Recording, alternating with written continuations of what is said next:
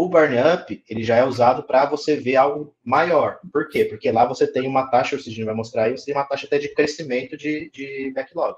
Isso. Aqui, ó, por exemplo, a gente olhar, eu tenho o burning down de atividades dia a dia e tem um burn-up aqui, ó, de crescimento de atividades que vai impactar a sprint.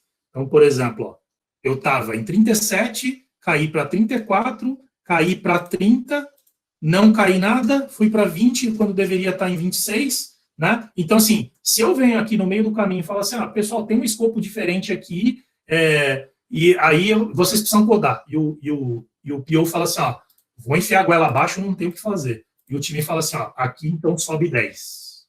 Olha o que acontece. Teve um burn-up aqui. O que vai acontecer na prática? Se eu sair de 29 e fui para 36, o que vai acontecer com os dias seguintes aqui? Eu não vou entregar o resto. É nesta hora que a gente negocia escopo. Amigão, quer colocar esses 10 aqui, que não foi planejado? O que a gente vai fazer com o restante? Aí aquela velha pergunta, né? O que acontece quando o PO chega para você e pede um item novo na sua sprint? Como você vai responder isso agora? O que vocês fariam? Exatamente esse contexto aqui, tá? Você estava indo até bem na tua sprint, no meio do caminho, o PO enfiou o goela abaixo lá, 10 atividades adicionais. Qual a resposta que você que vocês vão faz? dar? Então, cara, entrou aqui 10 atividades. O que eu estaria fazendo com o PO neste momento? Cara, eu tenho que negociar esta e esta. Na prática, o que você está fazendo é, naquele backlog que ainda está aqui para fazer, você vai negociar com ele coisas de mesmo tamanho. Se as 10 atividades vão consumir 5 dias, tirem atividades que consumam 5 dias que estavam para fazer aqui. Se ela consome 6 dias, tirem 6 dias e assim por diante. Se você só tem 4 dias de sprint para acabar e a atividade levam 6 dias, já deixe claro para o PO que o time não entrega naquela sprint.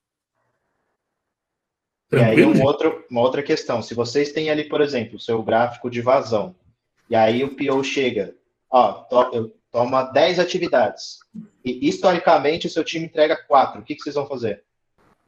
Perguntar para ele se pode ir para a próxima sprint, porque já não dá mais para entregar nessa sprint, porque eu já sei que são 4 que eu tenho vazão. E aí quebrar mais essas 10 atividades aqui, que talvez elas dariam aí duas sprints para rodar, no meu ponto de vista, né, de entendimento. Negociar prazo com ele, né? E aí, se vocês não têm métrica, o que vai acontecer? O que acontece, na verdade, com a maioria dos times que não tem métrica nesse cenário? Não tem contra-argumento. Não tem contra-argumento, o time acaba acatando aquilo, gera um estresse, gera hora extra.